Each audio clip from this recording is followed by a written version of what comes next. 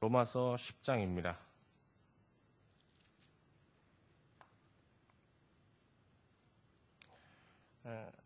본문이 좀 길어서 본문을 다 읽지는 않고요. 교재를 보면서 같이 내용들을 하나하나 본문을 확인해 나가도록 하겠습니다. 지금 중국의 인구가 13억 정도라고 하는데 그 중에 기독교인들이 8천만 명에서 한 1억 정도라고 추측하고 있습니다. 숫자로만 보면 중국은 아시아에서 가장 많은 기독교 인구를 갖고 있는 나라입니다. 모 대통령이 정권을 잡고 문화혁명을 일으켰을 때는 사실 많은 기독교인들이 죽음을 당하였고 선교사들이 추방되고 교회가 파괴되었습니다. 한동안 외견상으로 볼 때는 중국의 기독교가 완전히 말살된 것처럼 보였던 적이 있었죠. 그러나 그 2천만 명의 그리스도인들이 지하에 숨어 신앙을 이어왔고 그런 살벌한 문화혁명의 박해를 피해 지하에 숨어서 비밀리에 예수를 믿었던 그 2천만 명의 성도가 지금은 1억 명의 성도로 발전하고 부흥하게 되었습니다. 하나님은 어떤 박해 속에서도 기독교 신앙을 이어가는 사람들을 남겨놓으시고 또 그들을 통해서 다시금 하나님 나라를 이어가신다고 하는 겁니다. 남은 자를 통해 하나님의 나라를 이루어 가시는 하나님의 섭리가 좀 놀랍기만 합니다. 오늘 그 남은 자에 대해서 하나님께서 자신의 뜻을 이루기 위해서 남은 자를 남겨놓으시고 그 남은 자를 통해서 역사하시는 하나님의 섭리에 대해서 같이 살펴보도록 하겠습니다. 1번입니다. 앞에서 바울 사도는 구원 사슬을 보여주면서 영혼 구원에 있어서 먼저 믿은 그리스도인들의 복음 전파가 중요하다는 것을 강조했었죠. 그러나 다수의 이스라엘 백성들은 이 선포되어지는 복음을 거부하였습니다. 바울 사도는 이러한 이스라엘의 복음에 대한 거부는 이미 구약 때부터 시작되었다고 주장하고 있습니다. 16절, 17절을 읽고 이스라엘의 복음 거부에 대한 뿌리를 확인해 보자 그랬는데요. 한번 본문을 찾아볼까요? 10장 16절에서 17절입니다. 같이 한번 보겠습니다. 시작. 그러나 저희가 다 복음을 순종치 아니하였도다. 이사야가 가로되 주여 우리의 전하는 바를 누가 믿었나이까 하였으니 그러므로 믿음은 들음에서 나며 들음은 그리스도의 말씀으로 맘냐느니라. 이사야 53장 1절 말씀을 인용해서 이미 복음에 대한 이 거부는 이사야 시대부터 시작되었다고, 이 이스라엘의 복음 거부는 이사야 시대로 거슬러 올라간다고 말하고 있습니다. 이사야 53장 1절에 보면 우리가 전한 것을 누가 믿었느냐 이렇게 이사야가 한탄하고 있습니다. 근데 여기서 유대인들은 그렇게 반박할 수 있죠. 이사야 시대에 언제 지금 전해지는 이런 복음을 우리가 들은 적이 있느냐. 2번 보겠습니다. 바울의 이러한 주장에 대해 이스라엘 백성들은 복음을 들어야 믿을 수 있는데 과거 이사야 시대에 이스라엘 백성들이 언제 복음을 들었냐고 반문합니다. 이에 바울 사도는 세 개의 성경 구절을 하나로 묶어서 같이 인용하면서 이스라엘 백성들의 이런 주장을 반박하게 되는데요. 먼저 시편 19편 4절을 인용하고 있습니다. 시편 19편 4절을 밑에 찾았네요. 같이 한번 읽어보겠습니다. 시작. 그 소리가 온 땅에 통하고 그 말씀이 세계 끝까지 이르도다. 하나님이 지금 우리가 듣고 있는 이 복음과 동일한 내용은 아니지만 지금 우리가 듣고 있는 이 복음과 맥을 같이 하는 하나님의 말씀은 이사야 시대에도 구약 시대에도 동일하게 모든 이스라엘 백성이 충분히 들을 수 있을 만큼 선포되어지고 들려지고 있었다고 얘기하고 있습니다. 이어서 신명기를 이용해서 그렇지만 지금 하나님께서 유대인을 버리시고 유기하시고 이방인을 선택하시어 이 하나님의 복음 사역을 이어가고 복음을 통해서 하나님 나라를 이루어가고자 하는 이 섭리는 이미 구약 때부터 시작되었다고 또 말합니다. 신명기 32장 21절을 같이 읽어보겠습니다. 시작. 그들이 하나님이 아닌 자로 나의 질투를 일으키며 그들의 허무한 것으로 나의 진노를 격발하였으니 나도 백성이 되지 아니한 자로 그들의 시가 나게 하며 우준한 민족으로 그들의 분노를 격발하리로다. 이스라엘 백성이 하나님 아닌 다른 것들을 섬기고 참으로 영적으로 간음하는 죄를 범할 때 하나님께서 심히 이스라엘에 대하여 질투를 느끼시면서 이렇게 말씀하십니다. 너희들이 나 아닌 다른 신을 섬김으로 나의 질투를 격발하였으므로 이제는 내가 나의 백성 되지 아니한 이방인들이겠죠. 그들을 내가 사랑함으로 너희들의 시기를 일으키겠다 하는 것입니다. 그래서 이제 바울이 시기라는 말을 계속 자주 쓰고 있죠. 시기라는 말.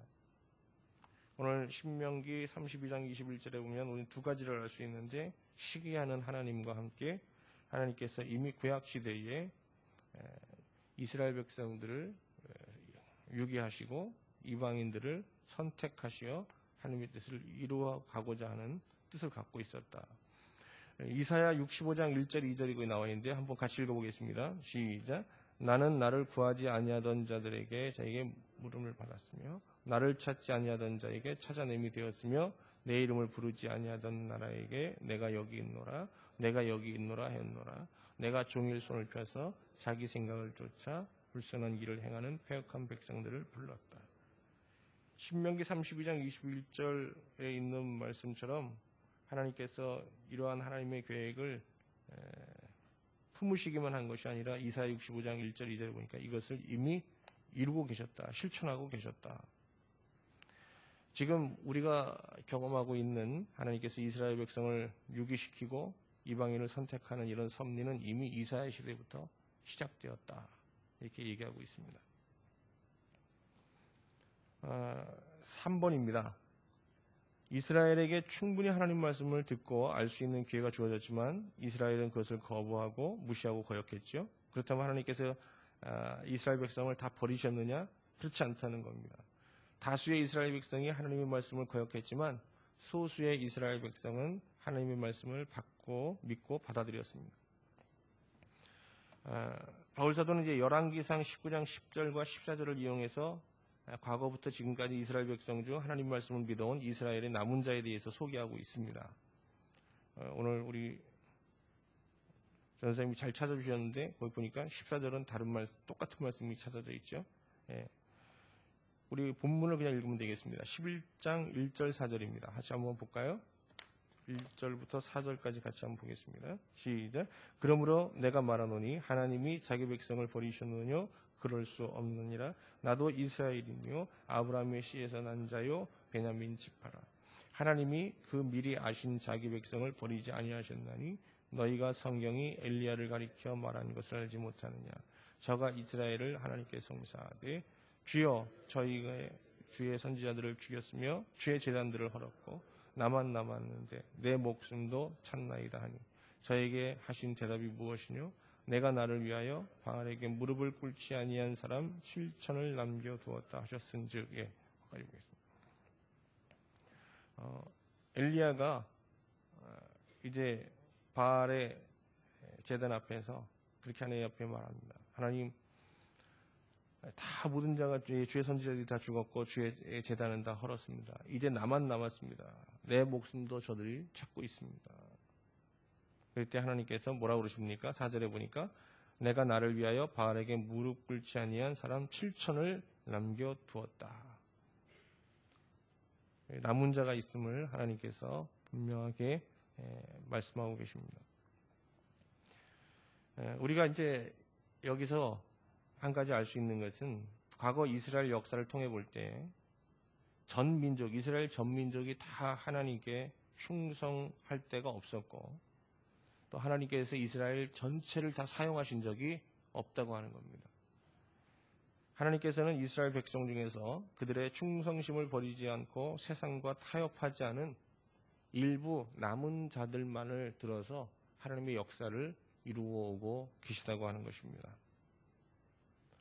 이 남은 자 사상은 남은 자를 통해서 하나님의 뜻을 이루어가는 이 남은 자 사상, 남은 자 섭리는 이제 이사야서의 이제 중심 사상이 되고 있는데요. 이사야는 자기 아들 이름을 스알 야숑이라고 지었는데요. 이 뜻이 남은 자의 구원입니다.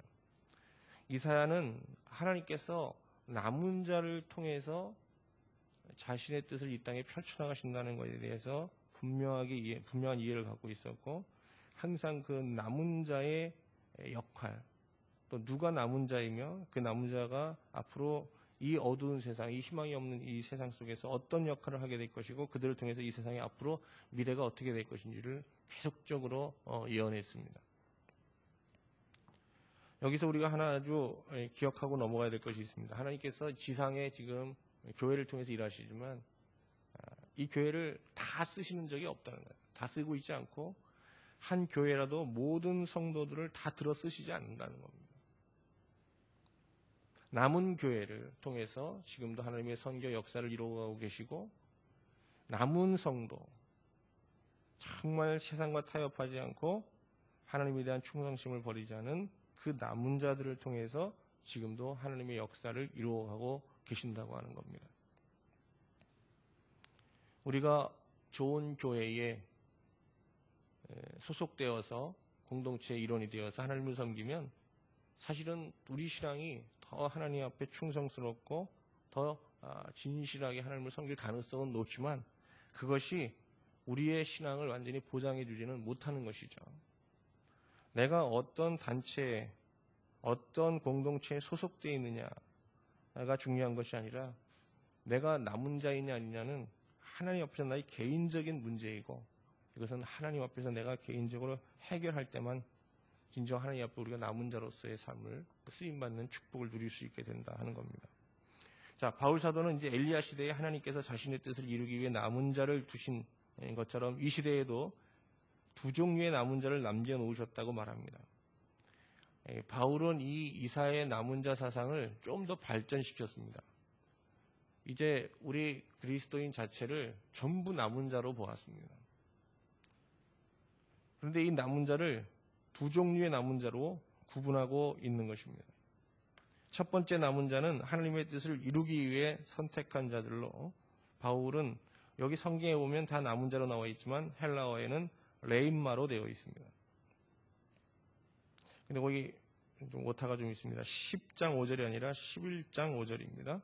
9장 27절에 이 레임마를 언급하고 있는데 한번 찾아볼까요?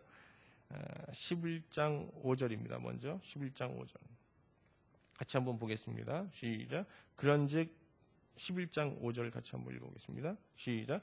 그런즉 이와 같이 이제도 은혜로 택하심을 따라 남은 자가 있느니라. 이사야 시대, 구약 시대만이 아니라 지금도 하나님께서 남은 자를 통해서 역사하신다는 겁니다. 여기서 남은 자라고 하는 것은 우리 번역 성경에는 똑같이 남은 자로 되어 있지만 헬라어 성경에는 레임마로 되어 있습니다. 그리고 앞에서도 한번 이 레임마를 언급했었는데요. 9장 27절입니다. 한번 확인해 볼까요? 27절, 9장 27절 한번 보겠습니다. 시작. 또 이사야가 이스라엘에 관하여 외치되 이스라엘 무자손의 수가 많아 바다의 모래같이 많을지라도 남은 자만 구원을 얻으리. 이스라엘 백성이 바다의 모래같이 많을지라도 하나님께서 이 남은 자만 구원하신다 하는 겁니다. 여기서 다 쓰인 단어들은 레임마입니다. 일반적으로 구약에서 남은 자라고 하면 다 이 레임마를 말하는데, 바울은 이제 후에 중요한 자기 시의 중요한 메시지를 전하기 위해서 사실은 레임마가 아닌 하나님의 뜻을 거스리고 거역하는 그 남은 자를 또 로이포이라고 해서 언급하고 있는데요. 한번 보겠습니다. 7장 7절입니다. 11장 7절입니다. 같이 보겠습니다. 시작. 그런즉 어떠하뇨? 이스라엘이 구하는 그것을 얻지 못하고 오직 택하심을 입은 자가 되었고 그 남은 자들은 완악하여 졌느니라. 여기 보면 하나님의 복음을 거역하고 오히려 완악해진 남은 자를 또 언급하고 있는데, 이 남은 자는 로이포이라고 되어 있습니다.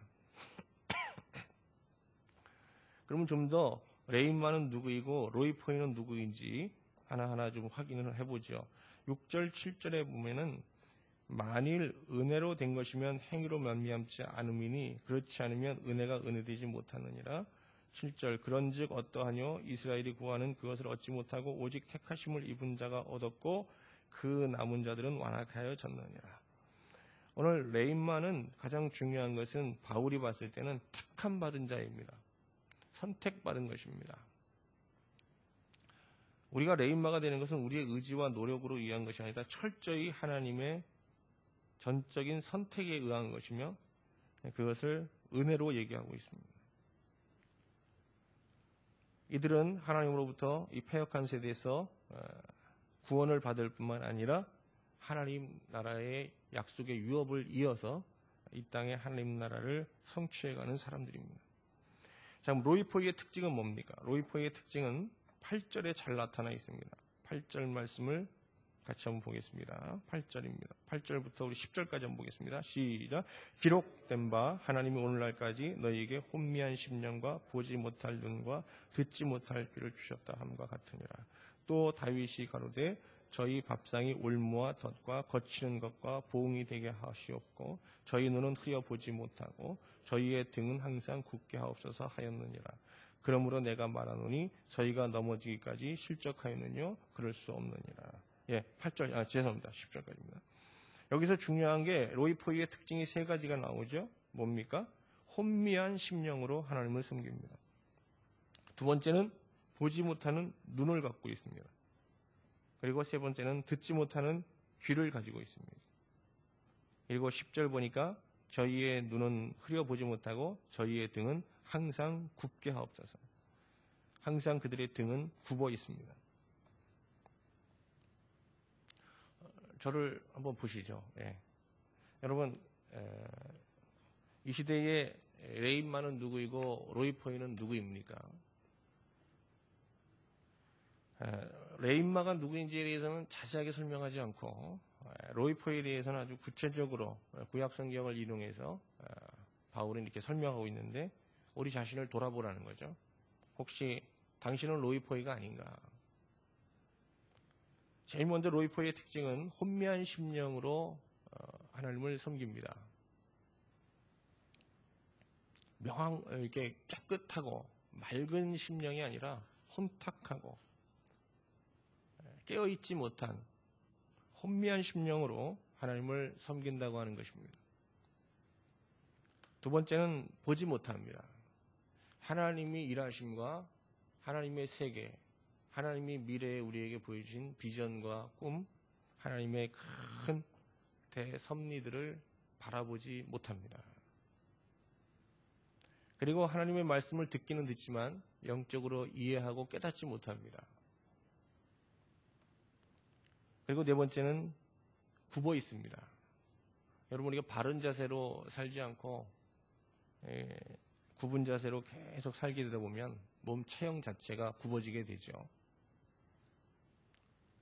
이 사람들은 처음 출발부터 신앙생활을 잘못 배웠기 때문에 신앙생활 자체가 굽어져 있습니다. 좀 더 내용을 살펴보겠습니다. 5번입니다. 로이포이의 완악함을 지적한 바울 사도는 로이포이의 완악함이 이스라엘을 회복할 수 없을 만큼 결정적인 타락의 운명에 이르게 한 것은 아니라고 말합니다. 오히려 하나님은 로이포이의 거역함을 통해 세상을 구원하시는 하나님의 계획을 가속화하고 있으며 훗날 이스라엘의 회복이 가능할 수도 있을 거라고 말합니다. 그러면 어떻게 로이포이의 거역함이 세상을 구원하시는 하나님의 구원 계획을 가속화할 수 있는지 좀 보도록 하겠습니다. 11절, 12절을 한번 같이 천천히 보겠습니다. 시작. 그러므로 내가 말하노니 저희가 넘어지기까지 실족하였느뇨 그럴 수 없느니라. 저희의 넘어짐으로 구원이 이방인에게 이르러 이스라엘로 시기나게 함이니라. 저희의 넘어짐이 세상의 부요함이 되며 저희의 실패가 이방인의 부요함이 되거든 하물며 저희의 충만함이리요. 이게 무슨 얘기죠? 여기 보면 이스라엘 백성들이 로이포이가 돼서 하나님의 이 말씀 앞에서 불순종하고 이것을 거역하고 넘어지게 될 때 그 구원이 이방인에 이르게 되었다는 겁니다. 먼저 이방인에 이르게 되는데 바울 사도는 이스라엘 백성에게 복음을 전하려고 했지만 쫓겨났습니다. 결국 이스라엘 백성으로 완전히 배척받아서 이방인의 사도가 되어서 이방에 하나님 나라를 세우고 이방 영혼들을 하나님께 인도하는 일에 전념하게 되죠. 자신뿐만 아니라 12 사도들도 예루살렘에서 유대인을 중심으로 선교 활동을 펼쳤지만 결국 나중에는 다 이방으로 쫓겨나게 됩니다. 이런 현상을 보면서 이 유대인들의 거역이 이방 선교를 확산하는 도화선이 됐다고 하는 겁니다. 다시 말하면 예루살렘 안에서 예루살렘 교회가 컸지만 예루살렘 교회에 놀라운 핍박이 있고 사내들린 공의회에 조직적인 박해가 있었는데 이 박해로 인하여서 이 예루살렘 교회가 전 세계로 흩어지게 되었고 이 유대인들의 핍박과 박해가 세계 선교, 이방 선교를 가속하는데 결정적인 역할을 했다는 것이 바울의 생각입니다. 그러면서 유대인들에게는 굉장한 시기심이 생겼습니다. 거기 보면 구원이 이방인에게 이르러 이스라엘로 시기나게 함이니라. 실질적으로 복음은 유대인들로부터 시작이 되었는데 교회도 유대인들로부터 시작되었는데 그 유대파 그리스도인들이 이방 교회의 부흥 또 하나님의 선교를 이방 교회가 주도하는 걸 보면서 야 이거 우리가 이렇게 믿어서 되겠느냐 하는 마음을 가지고 굉장한 영적인 시기심을 가지고 열심을 내게 되었다고 하는 겁니다. 그래서 12절에 보니까 저희의 넘어짐이 세상의 부요함이 되며 저희의 실패가 이방인의 부요함이 되거든 하물며 저희의 충만함이리요 그랬습니다. 이스라엘 백성들의 이 하나님에 대한 거역이 하나님 복음 선교에 어떤 긍정적인 면으로 기여한 면도 있다고 하는 겁니다. 자, 그 다음에 이어서 보겠습니다. 6번입니다. 비록 사도는 자신을 이방인의 사도로 자처하면서 자신은 비록 이스라엘의 배척을 받아 이방 선교에 주력하고 있지만 자신의 이방 선교 사역이 이스라엘의 영적 시기를 자극하여 이스라엘을 구원하는 데 후에 기여할 수 있다는 생각도 하고 있습니다. 여기서부터 이제 중요한 얘기가 나오는데요. 그러면서 이스라엘의 꺾임이 이방 선교의 부흥을 이루고 또 이방 선교의 부흥이 또다시 이스라엘 회복을 불러올 수 있음을 감람나무 접붙임 비유를 통해서 설명하고 있습니다. 자, 일반적으로 이 접붙임이라는 것은 나쁜 나무에 좋은 가지를 붙여서 이제 좋은 열매를 기대하는 것인데요. 열매 수확을 기대하는 것인데 오늘 본문에 보면은 그렇게 않게 나왔죠. 반대로 나왔죠. 근데 실질적으로 1세기 팔레스타인 지역에서는 감람나무의 소출이 적을 때 이 돌 감람나무 가지를 접붙여서 나무에 생기를 불어넣는 그런 농사법이 있었다고 합니다. 저를 잠깐 보시죠. 제가 설명하겠습니다. 자, 이제 참 감람나무가 있습니다. 여기 참 감람나무가 있는데요. 하나님께서 거기서 좋은 감람나무 열매를 기대하는데 열매가 잘 맺히질 않습니다. 그래서 다 꺾었습니다. 잘라냈습니다. 이제 남은 게 뭡니까? 참 감람나무의 뿌리와 함께 구루터기가 이렇게 남아 있는데요. 원 가지만 남아 있는데 이게 누구냐? 이스라엘의 누구겠죠? 남은 자가 되는 겁니다. 이스라엘 전체를 쓰시는 게 아니라 다 잘라내시고 이스라엘의 남은 자만 쓰시는 거예요. 그리고 거기다가 어떻게 해요? 돌 감람나무인 이방인 가지를 꺾어다가 거기서 일부 가지를 꺾어다가 어떻게 했어요? 거기다가 참 감람나무 그러니까 남은 자에게 붙이는 것입니다. 이방인인 우리는 돌 감람나무였습니다. 하나님의 의에 대한 소망도 없었고 진리에 대한 목마름도 이스라엘 사람들에게 대해서는 보다는 부족했고 하나님께서 이스라엘 백성에게는 율법이라는 걸 주셔서 그들은 그 하나님 나라의 질서인 율법을 자신의 삶 가운데 이루려고 노력했지만 우리에게는 그것 같아야 양심과 세상의 교양 정도라는 것밖에 없이 참 영적으로 봤을 때는 야만인처럼 살았던 거죠. 그런데 그런 우리를 하나님께서 거기서 일부 돌 감람나무에 가지인 우리를 자르셔서 이제 이스라엘의 남은 자라는 참 감람나무 원가지에 붙이신 것입니다. 그래서 우리는 구약 시대부터 쭉 지금까지 이어오는 이스라엘의 이 남은 자의 정신과 신앙을 계승해야 된다고 하는 거죠. 그럼 내용을 좀 보겠습니다. 16절입니다. 16절부터 한번 보겠습니다. 16절부터 19절 보겠습니다. 시작. 제사하는 처음 익은 곡식가루가 거룩한 즉 떡덩이도 그러하고 뿌리가 거룩한 즉 가지도 그러하니라. 여기서 보세요. 뿌리가 거룩한 즉 가지도 그러하니라. 여기서 뿌리라는 것은 이스라엘의 남은 자를 말합니다. 그리고 가지는 우리를 말하죠. 17절 보겠습니다. 시작. 또한 가지 얼마가 꺾였는데 돌 감람나무인 내가 그들 중에 접붙임이 되어 참 감람나무 뿌리에 진액을 함께 받는 자 되었은즉. 이제 우리가 참 감람나무의 뿌리에 진액을 받아야 될 자라는 겁니다. 남은 자들, 이스라엘 남은 자의 정신과 신앙을 계승해야 된다고 하는 겁니다. 18절 봅니다. 시작. 그 가지들을 향하여 자긍하지 말라. 자긍할지라도 내가 뿌리를 보존하는 것이 아니요 뿌리가 너를 보존하는 것이니라. 그렇기 때문에 우리가 좋은 열매를 맺어도 자랑할 게 하나도 없다는 거예요. 왜요? 그것은 우리가 맺은 것이 아니라 뿌리의 진액을 받아서 맺은 열매이기 때문에 우리 이방 그리스도 이방 교회가 부흥하고 하나님의 역사가 일어난다.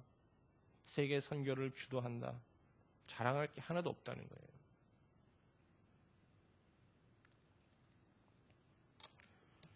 거예요. 19절 한 절 마지막 보겠습니다. 시작. 그러면 내 말이 가지들이 꺾이운 것은 나로 접붙임을 받게 하려 함이라 하리니 20절 옳도다. 맞다는 겁니다. 자, 그럼 다시 한번 돌아가 보죠. 이스라엘 전체를 하나님께서 이렇게 보시고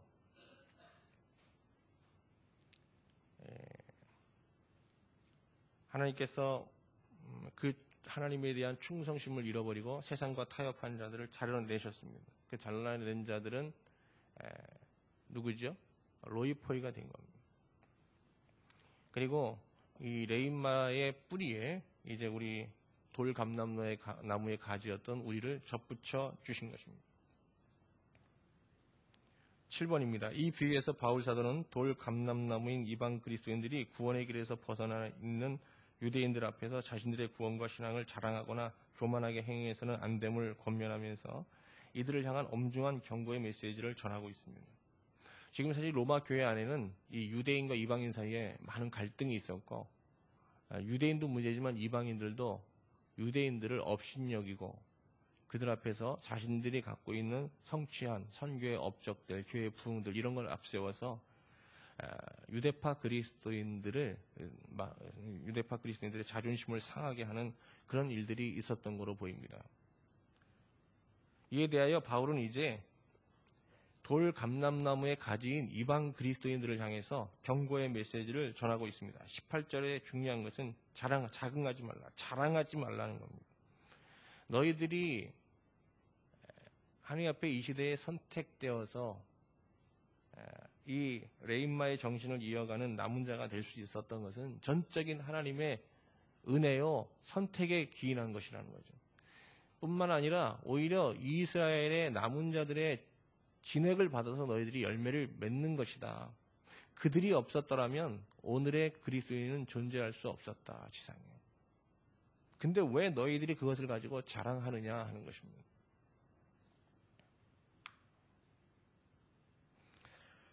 두 번째 경고의 메시지는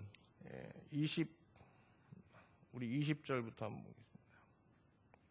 20절부터 한번 24절까지 한번 읽겠습니다. 시작. 옳도다. 저희는 믿지 아니함으로 꺾이우고 너는 믿음으로 섰느니라. 높은 마음을 품지 말고 도리어 두려워하라. 하나님이 원 가지들도 아끼지 아니하셨은즉 너도 아끼지 아니하시리라.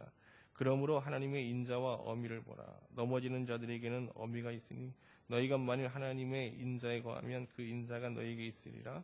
그렇지 않으면 너도 찍힌 바 되리라. 네, 거기까지 보겠습니다. 저 한번 잠깐 보실까요? 예, 우리 바울 사도가 이방 그리스도인에게 주는 경고의 메시지, 첫 번째는 자랑하지 말라는 거고, 두 번째는 높은 데 마음을 품지 말라는 것입니다. 그리고 세 번째는 두려워하라는 겁니다. 여기서 두려워하라는 건 무엇에 대한 두려움입니까? 자, 이스라엘을 보세요. 참 감람나무였던 그 가지도 하나님 보시기에 변질되고 희망이 없을 땐 잘라버렸어요.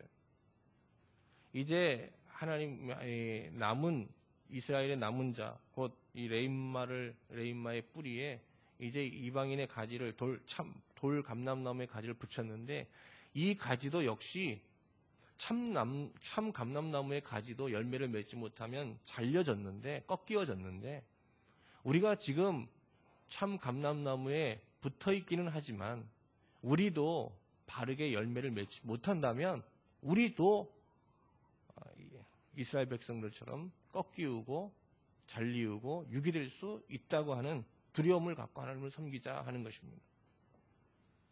이스라엘 백성도 로이포이의 신앙에 빠져서 하나님으로부터 꺾이움을 받고 버리움을 받았는데, 하물며 돌 감람나무였던 우리도 이와 같은 버림을 받는 일이 일어나지 않는다고 어떻게 장담할 수 있겠느냐 하는 것입니다.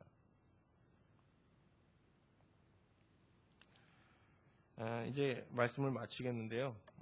저는 오늘 이 말씀을 쭉 보면서 여러분들과 같이 한 세 가지 정도의 생각을 오늘 하면서 묵상하면서 좀 그 묵상을 통해서 하나님이 우리 한 사람 한 사람에게 주시는 하나님의 음성을 들었으면 합니다. 첫 번째는 우리의 정체성에 대한 것입니다.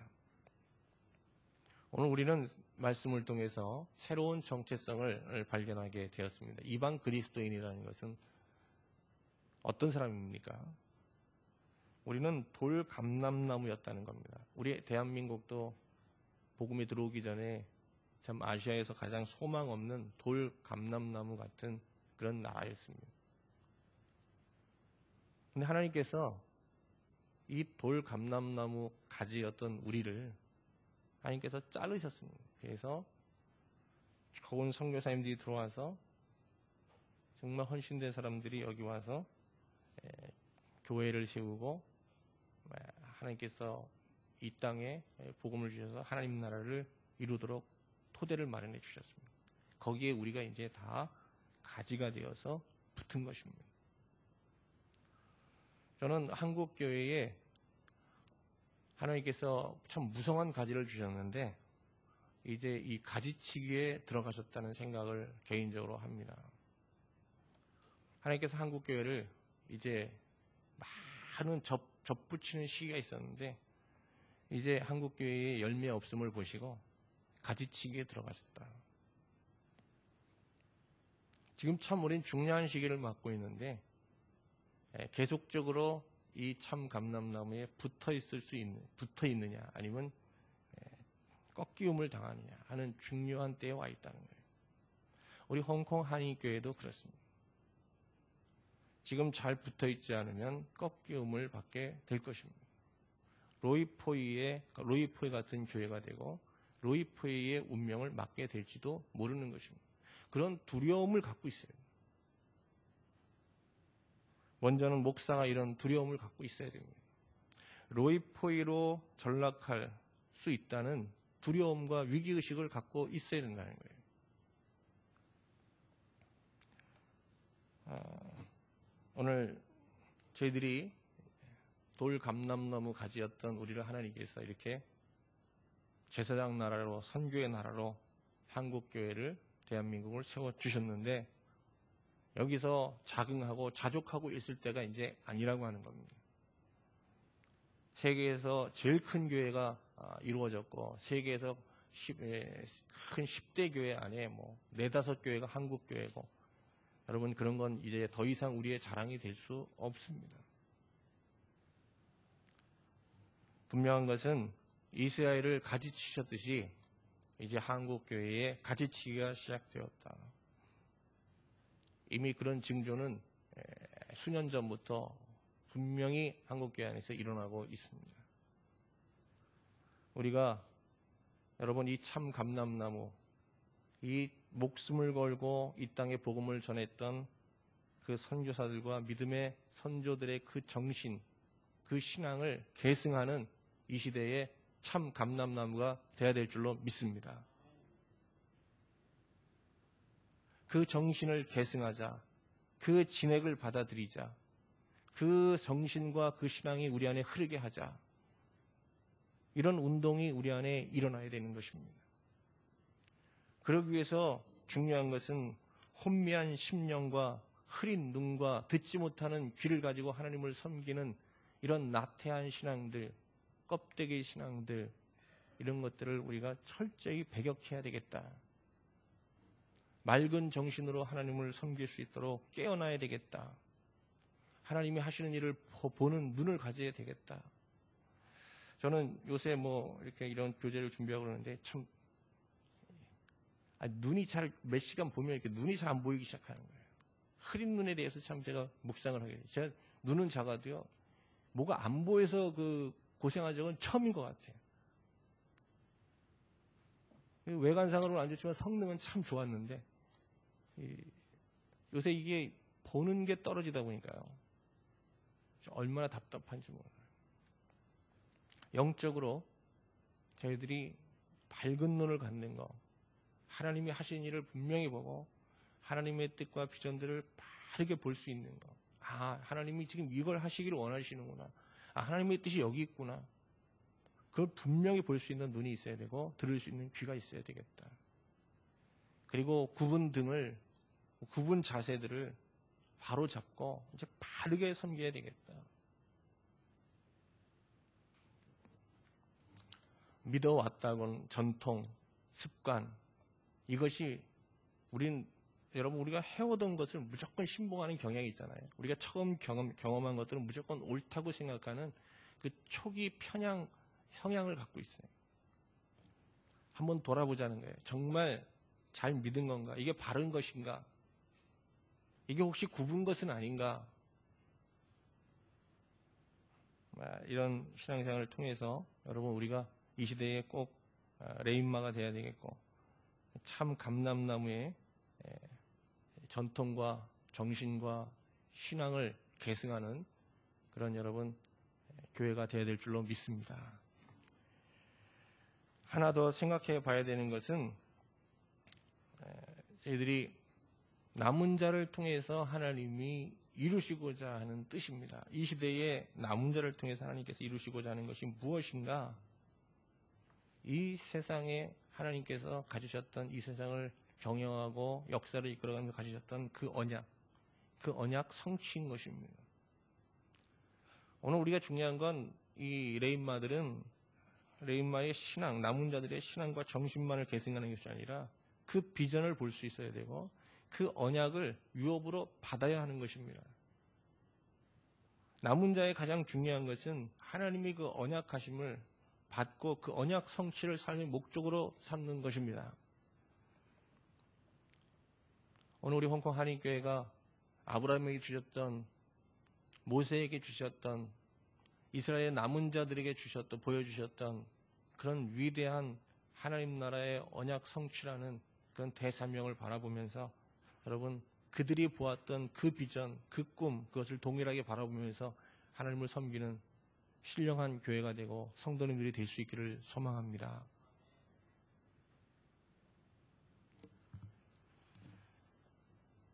그리고 우리가 로이포인가 레인마인가 정확하게 우리 자신을 진단해야 되겠는데, 우리의 영적 상태를 한마디로 난 레인마에 있다, 로이포이에 있다라고 규정하기는 어려운 것 같습니다. 우리는 다 로이포이에서 레인마로 지금 나아가는 과정에 있다고 보는 것이 더 타당할 것 같습니다.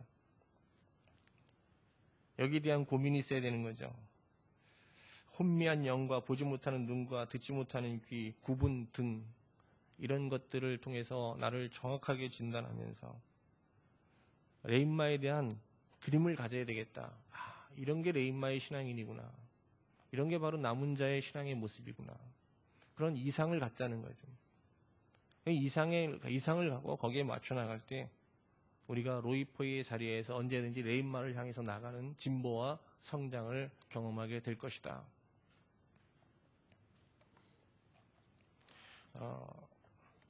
우리 이렇게 아침을 깨워서 여러분 많은 성도님들이 같이 로마서를 묵상하게 되어서 목회자로서 너무 감사하고요. 또 이런 자리를 통해서 이렇게 하나님 말씀을 좀 깊이 있게 서로 볼 수 있는 것이 얼마나 큰 축복인지 모릅니다. 근데 오늘 이렇게 주신 말씀을 보면서 여러분 어떠신지 모르지만 저는 목회자로서 참 하나님 주시는 경고의 메시지를, 엄중한 경고의 메시지를 마음속에 받거든요. 참 뭐 기쁘기보다는 좀 무겁더라고요, 사실은요. 근데 이 부담, 이 남은 자의 사상을 같이 이렇게 묵상하면서 오는 이 부담이 거룩한 부담이고, 이 부담을 통해서 큰 영적 각성과 앞으로의 변화가, 영적인 변화가 일어날 수 있겠다 하는 기대감을 갖습니다. 여러분도 오늘 이 말씀 통해서 좀 무거우실 텐데 그 무거움을 여러분 하나님 주신 은혜로 생각하고 오늘 그 무거움을 가지고 묵상하는 가운데 하나님의 특별한 한 사람 한 사람에게 주시는 그런 주님의 음성을 들을 수 있는 복된 날이 되시기를 바랍니다. 기도합시다.